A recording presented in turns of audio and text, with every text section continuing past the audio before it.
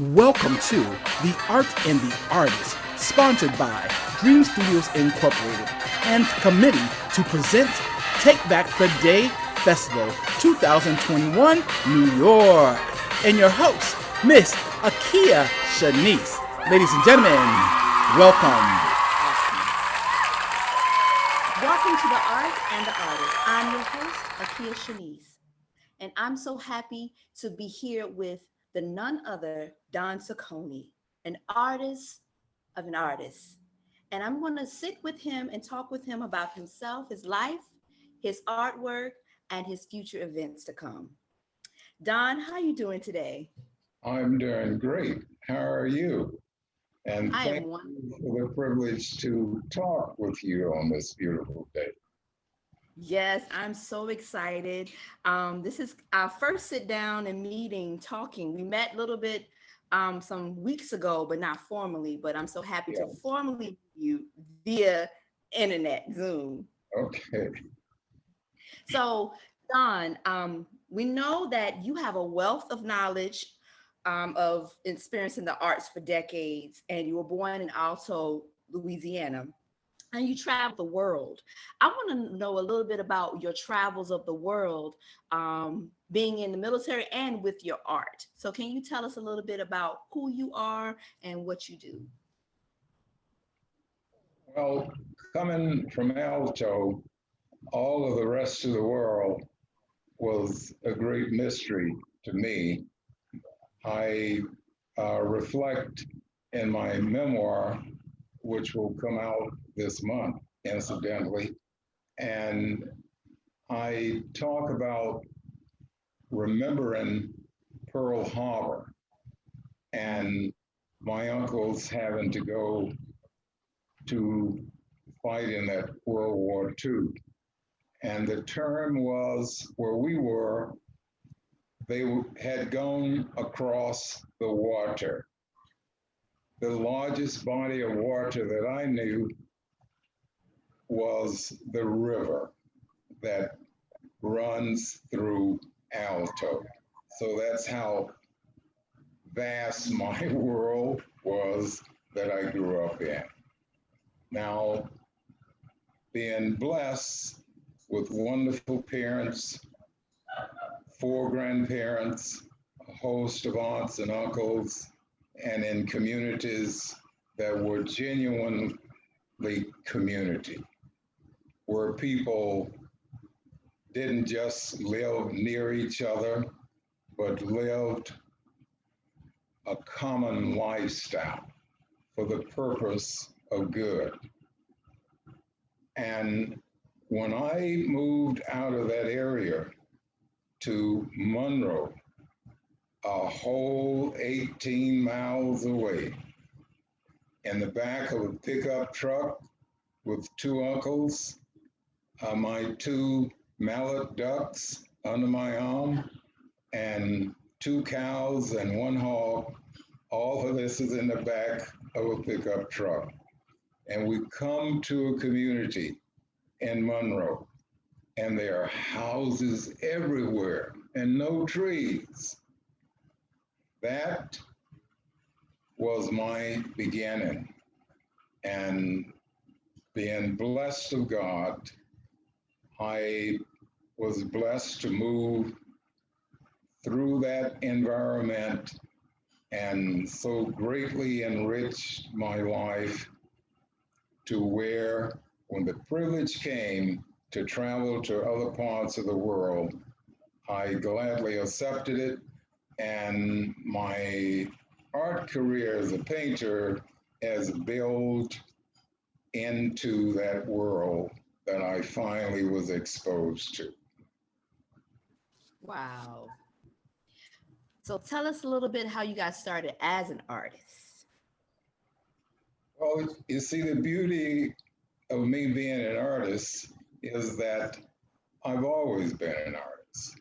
And before I ever heard that word, art, that's what I wanted to do.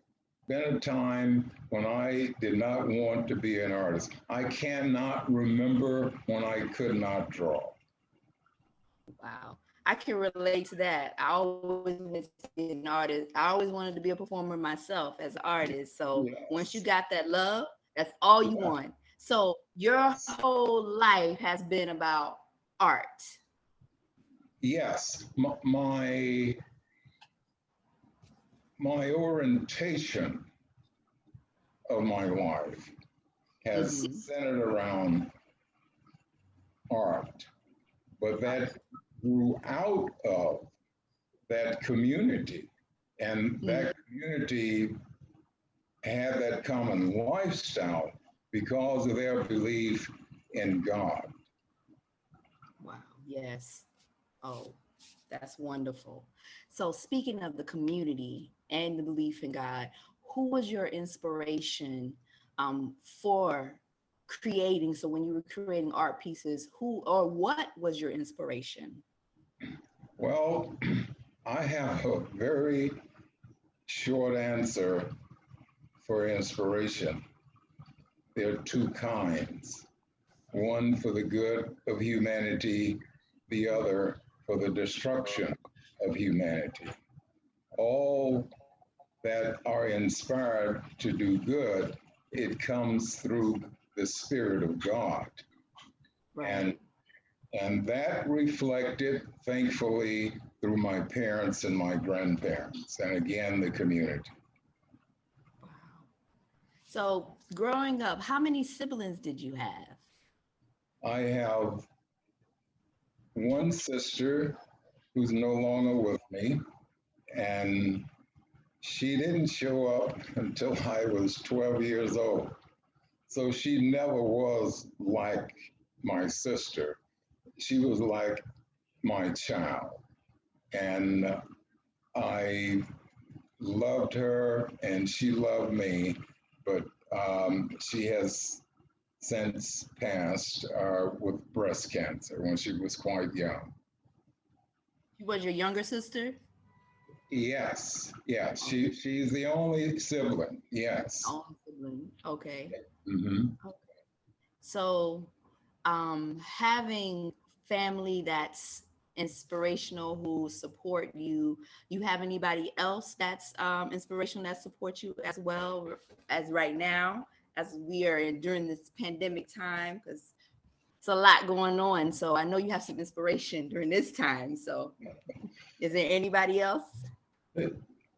People, as we all know, COVID cramped our style. Mhm. And so we shift gears, and immediate family has was essential, but that was made paramount during this time. So my present wife of going on 7 years now, my first wife is deceased after 51 years. And we had 5 children. So my children, a host of grandchildren, and I think it's about 7 great grand. Oh, wow. So there's no boredom in my life with that. Yeah. No boredom. We see, yes. So how do you make time to create with all the grandkids and the kids? Well, we don't do what many people do, call each other every day. Um, Mhm. we and we even if we were in the same house, um, we did things together, and most of us fairly quiet in nature, so we don't Mhm. need talking all of the time. Now there are a few exceptions to this rule, and so we communicate by telephone, and I have uh, 3 children who are within a 30-mile distance from me, and we meet each other and still celebrate things, even though we've had to do it outside and space in between. And when it was cold, we still cook the same thing that each one of us cooked for Christmas or Thanksgiving, and we Mhm. We brought those to each other. So we found a new way of doing it. Okay, good. I'm glad y'all staying together during the pandemic still. So I want to shift gears and I want to talk about your artwork. Okay. And I want to know, who have you created for, or who have you created and as term as painting? So let's start with, who have you created for? Now you're being specific, and that's good. I like that. The I've worked to begin with as an artist, not as a Mhm. painter, but as a fashion designer in New York. Okay. Yeah, I worked Right. for. I went to school in San Francisco, and the school called the one of the instructors knew somebody in New York, so they made that connection for me. Um, and but that person that was to give me the job when I got to New York was in Paris. So I had to find another job and Wow. to work for a furrier. And my training centered on female garments. And I had never, no notion of, what furs were like. But garments are garments. And so I passed the interview and did my own trial and worked in there in that industry in New York Okay. first. Mm-hmm. So how long did you work as a furrier in New York, designing? Not very long. Mhm. Um, the Furrier was a union outfit. And Okay. so after I passed the probation time, I went to the union to sign up. And when I walked in the office, the gentleman greeted me and offered me a seat. He knew why I was there. And being the New Yorker that he was, he didn't waste any time. He said, I know that you came here to be join the union. He said, but don't know colors um, belong to our union. Mm. Oh, And wow. he said they never have as designers, and they never will. He said Oh, now, wow. and the reason why we can't bring you in as a designer here is because from time to time you're going to have to take measurements of women, and we ain't going to have that. Now you can protest this. I'm in New York, coming from Louisiana. Jim Mm. Crow had met me there. Wow. And did you know that it was like that in New York too? Did you expect it to be like that? No, I was not expecting that kind of greeting from him, but I Hmm. was not um, so naive that I thought everybody in New York was going to be accepting of who I was. I knew And what better than that. and what year was this? We're talking 1961. Wow. 1961. And Jim Yes, Crow was in New York City still too, as well. Wow. yes, yes, Okay. That's interesting. I think some stuff still haven't changed. But yes. so in New York was supposed to be the melting pot. And even back then, it still was no different than the South. No. Wow. Now, the other side of that is the Hmm. company that hired me and other outfits also hired me who were not union shops. So it wasn't Hmm. all downhill. And my first wife and I lived there for about 6 months, and we moved out on Long Island to Huntington Station. And from Huntington Station, we decided, coming from sunny California, we had made it through the winter, but we didn't want to do another winter there. So we were led to go to Los Angeles. And Okay. yeah, and it was in Los Angeles. And you're going to read all this in my memoir. So I'm going to give you the short version of it. I went to work as a painter for an agency on La Cienega Boulevard in Hollywood, California. Out of that connection, he was served only the business, high-end galleries and movies, the companies, and TV. And Ross Hunter was working on a motion picture called The Art of Love, starring Dick Van Dyke, James Garner, Elke Sommers, and Tallulah Bankhead. And he needed an artist, the artwork of an artist, because the story is around Dick Van Dyke being an artist. And when they filmed in Paris, he told me the story himself, but he looked in Paris, he saw some good work, but he didn't find what he was looking for. Did the same thing in New York. He had looked prior to leaving Los Angeles and finally came back, and he stumbled into Don Cincone.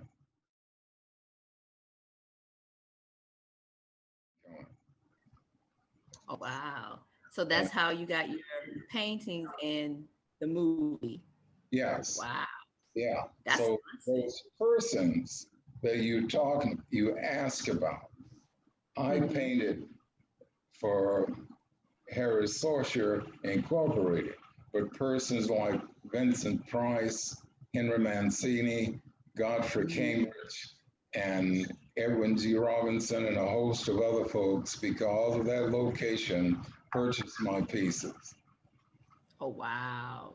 Yeah. Wow. That's amazing. That's amazing. Right.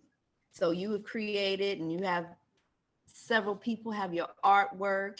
I want to talk about the artwork behind you of former President Obama.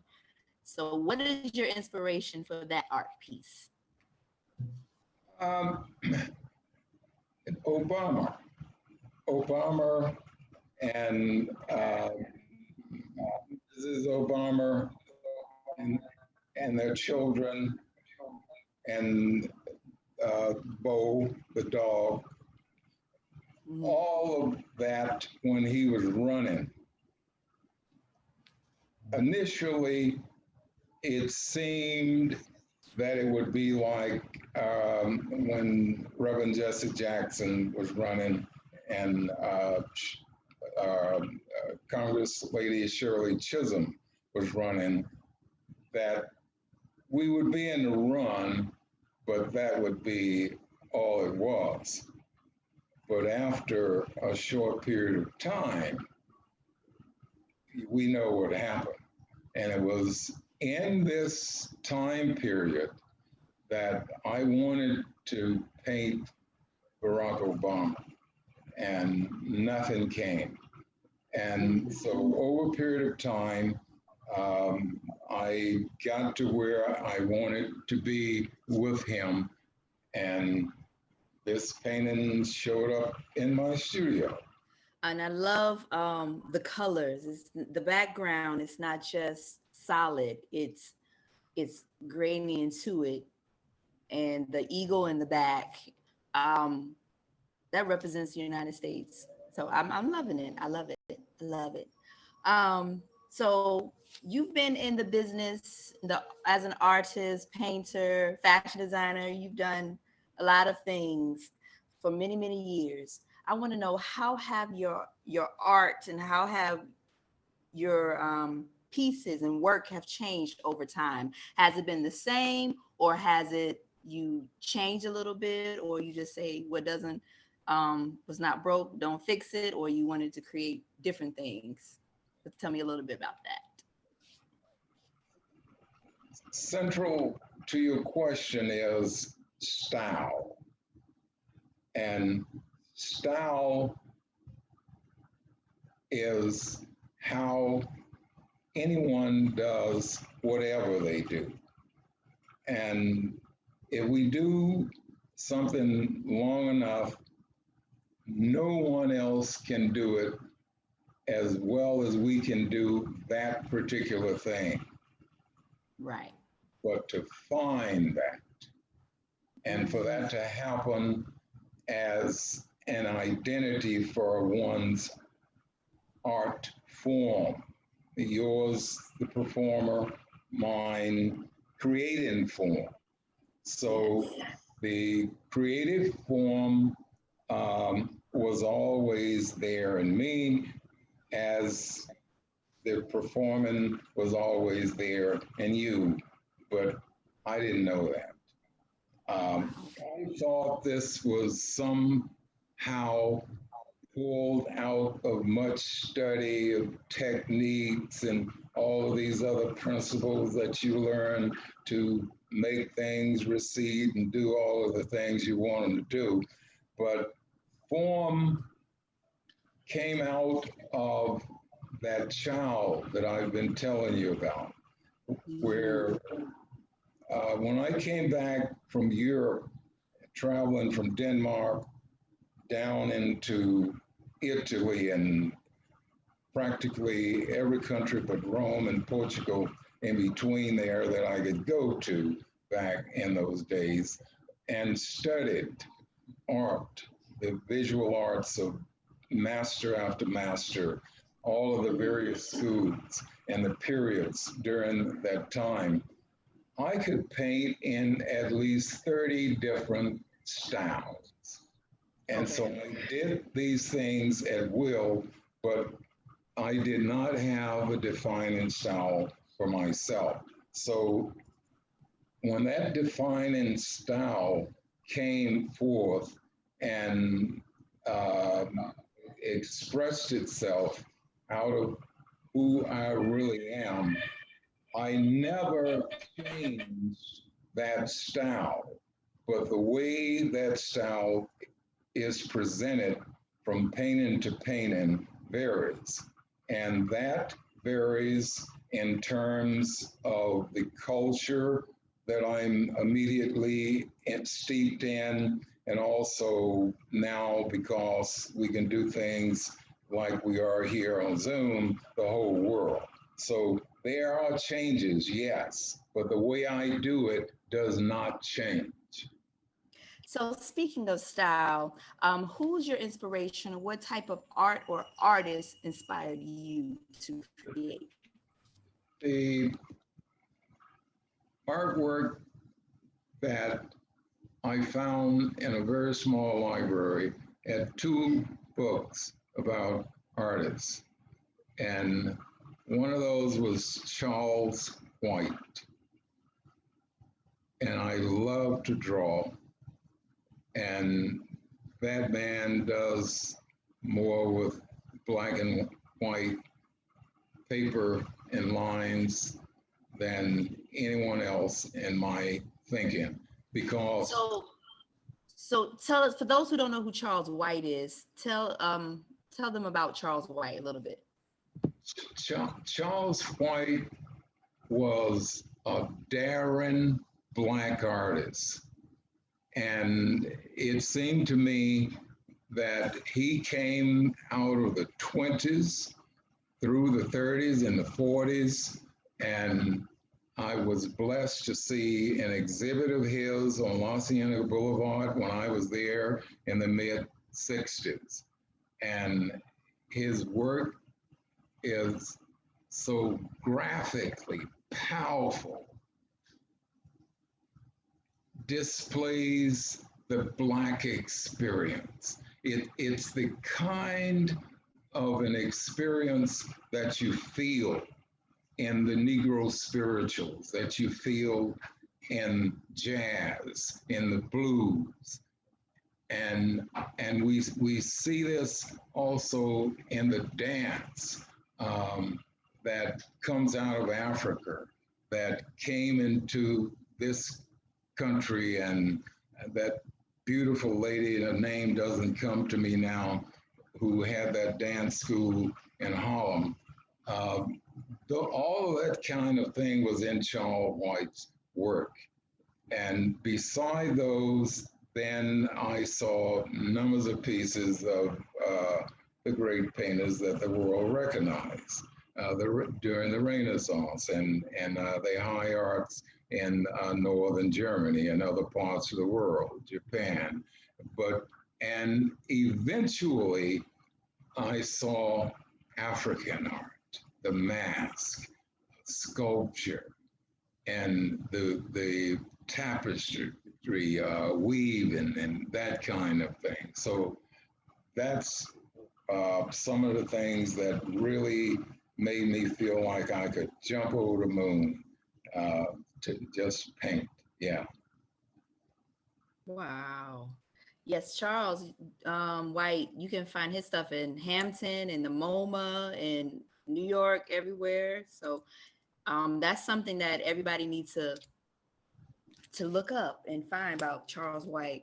His artwork is dynamic. It's an expression of and painting of just like words and songs. So I agree. Okay, Charles White. Yes. Right. And so before we go, because we're about to leave, because I've had such a wonderful time talking with you. You've been an inspiration to me, just sitting here listening to you about your life and what you do. And I didn't know about the design and fashion design. I always wanted to do fashion design myself when I was younger. You can still do it because you're still younger. Yes, even if I was older, I believe I still could do it too. Never too young and never too old. That's right. So before we go, what pieces are you working on now? I'm working on a watercolor, and Okay. it's all my work begins in the abstract. Then I listen to the abstract and find the form that it wants to be. Okay. Okay. And I know you're working with Benjamin Smith of Dream Studios Oh, with Take Back the Day. So we definitely got to hear about you working with Take Back the Day. So what are you doing with the Take Back the Day initiative? the when Daryl Triplett and Ben met through them getting together online, and I became a part of their conversation. And the first time listening to Ben talking about uh, this project that he envisioned uh, relating to the 20th anniversary of the 9/11 event. And when we talked about the arts, all of the arts coming together to reflect on this moment in our history, that was very exciting.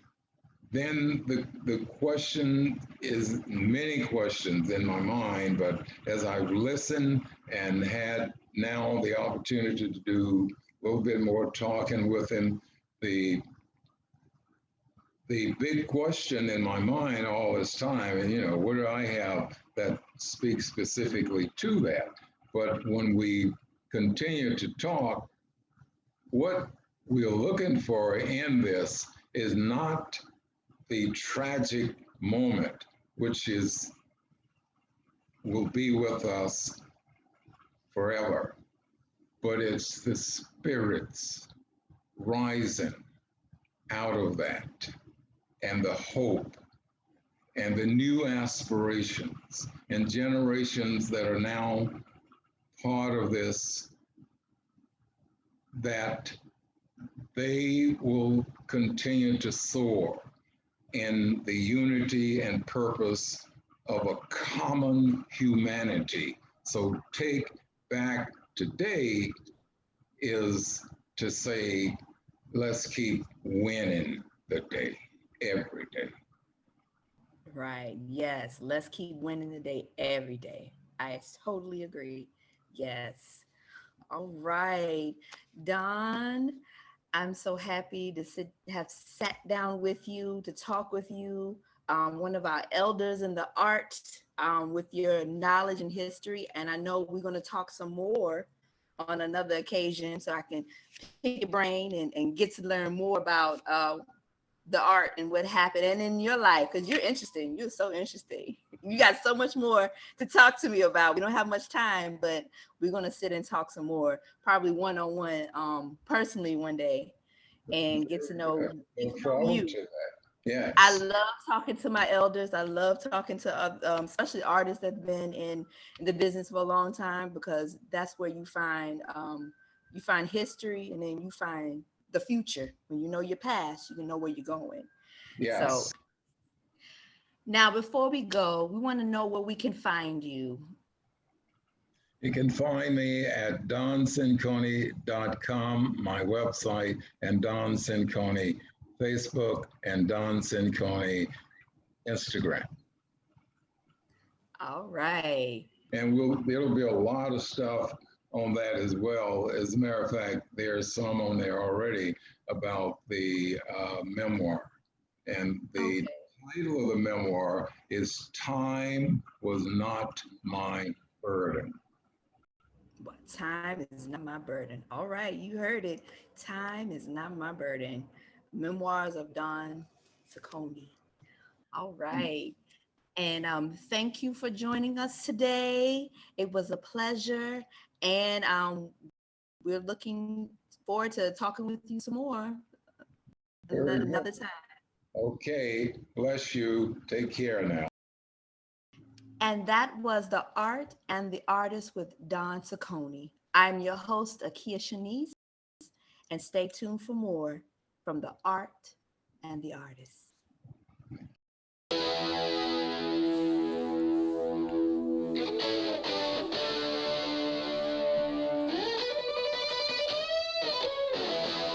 Thank you for joining the podcast, The Art and the Artist, with your host, Akia Shanice. Thank you for joining us for Take Back the Day, the event of the year, September 21st, 2021 in New York City. Take Back the Day with us at takebacktheday.org. See you there.